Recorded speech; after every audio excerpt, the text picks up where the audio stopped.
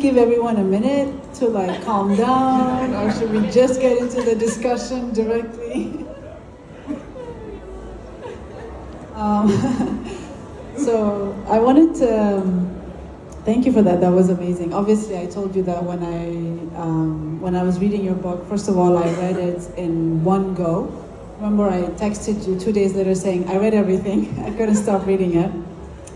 It was amazing and it was wonderful, and I was really impressed at how honest you are in this and how really vulnerable you are about everything you're feeling in this book, and the courage. I said this to you before.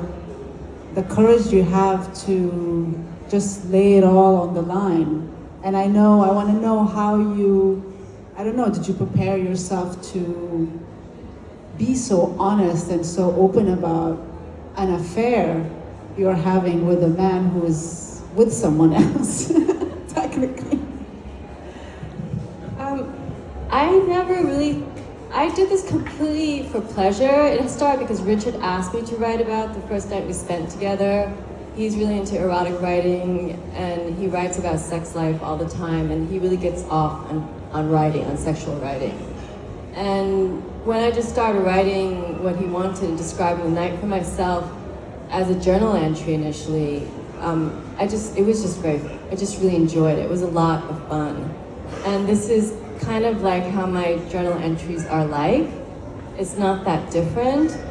And I really didn't put any thought into what it meant, what I was saying, how explicit or how honest. I really just wrote it for fun, and the thought never crossed my mind.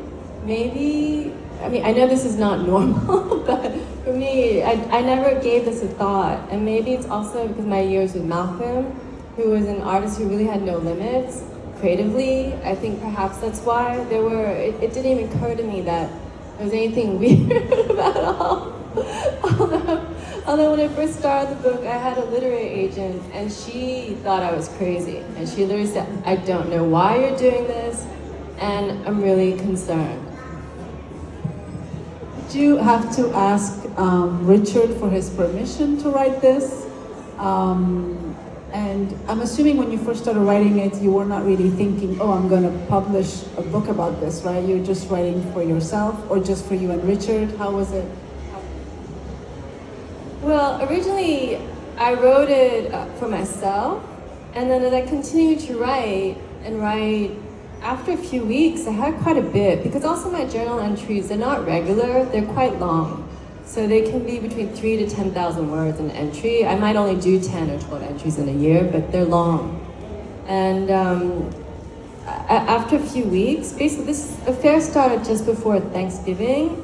So by Christmas, I had quite a lot of writing, and it was just, I only had seen him that one time. And after that, I started writing about everything to do with him. I wrote about the first time I met him, and then any interaction I had with him from afar, because I left town 2 days after this happened, and didn't see him again for months. So I didn't think of asking for permission or anything. Of course, I didn't tell him, but pretty soon, I suppose by Christmas, I felt this could be turned into a very interesting book. I just thought it was a very interesting experiment. I didn't know where it would go. I didn't know how it would last. I didn't know if I had enough material for a book. Would it be interesting enough? I had no idea.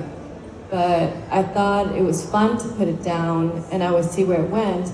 And actually what I really wished was that I could tell him about it, because I would have loved for him to do the same from his perspective. Because you always wonder, what is the other person thinking about? What are they feeling? Or you just want to know. So it'd be really wonderful to know that. But of course I can bring that up, because the problem is that first of all, I don't know if he'd do it, just period. But also he was cheating on his girlfriend at the time, so it was out of the question. And I know that you mentioned you're actually writing the book as your relationship is going on. So this is not like looking back at something that happened. You're doing this as it's going on. Yeah, I wrote this as close to real time as possible. I mean, the beginning of the book was just literally the next morning I wrote it, and I just kept writing and writing as things happen, as things occur to me. And even when I saw him again, because I don't see him that many times because he lives in New York and I travel constantly, and then plus he's sneaking around, so we didn't get to meet up very many times. But each time after I did see him, I would start writing as I would naturally, pretty much right after or the next day, and then I would start filling things in. Memory is funny in that things come to you, little bits and pieces, even after the initial experience. And so yeah, I wrote it as it happened. So by the time I reached what is the end of the book, when that event happened, I was basically done with the book. I know there's something very special written in the back of this little book, so I want you to tell us also how you ended up with them to do your book and what that means. So this book is designed like an Olympia Press book. The inspiration comes from Olympia Press, which is a legendary French press that published many banned books in the English language. Maurice Jodias, who was the owner of Olympia Press, discovered there was a niche market in English language banned books. Because in France, because a book was written in English, the French courts couldn't judge it. They couldn't decide the merits of the book or anything, so it slipped through the cracks, and there was quite a big trade in English speakers who would come to France for a holiday or whatever, and they would pick up these books and sneak them back to the countries. So originally these books, in the back of it said not to be sold in the UK or the US. And actually I have a friend who said his parents had bought a book way back in the time. I think it was confiscated by American Customs. Books were banned. There were a lot of problems with censorship even into the 70s. It didn't stop until the end of the 70s. And because that book originally in the back, it had this little thing, it said not to be sold in UK or US, I decided to put something else in there, and I put in "À lire dans le noir," which means to read in the dark, which I thought was funny. I mean, I really enjoyed reading this because, first of all, it has a lot of fashion, which is really clever, a lot of sex, a lot of cities and places that I know. So I think that was really fun, and a lot of people that I know that you know also. So everyone that you mentioned, I know of, the restaurants, I know Narcissa. I know the West Village thing you talk about, I know all these places you're touring. So it's kind of a nice piece to read and kind of get like this, you can tell about like your life and how very international also your life is, and all the inspirations that you're getting from everywhere. And so that was really enjoyable for me, and I really loved it.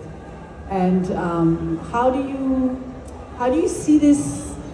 How do you continue from this? I guess because this is one of the first books that you wrote. This is my first book, actually, and as I said, it happened by accident. I'd written some articles before, and I started writing a memoir about Malcolm, which I will finally finish soon. But that had been very painful for me to write, so I picked it up, put it down, picked it up, put it down, whereas this was just fun. So I intend to finish this book on Malcolm, which is, I'd say, about 3/4 done already. And I will write a sequel to this book. That's why it has a number 1 on it. I will write a number 2, at least, maybe a number 3. I don't know how much material I have, but at least a number 2. But wait, is the number 2 going to be about Richard still? Yes. I'm glad, because the ending, I don't want to give it up. But yeah, I was like, wait, I want more.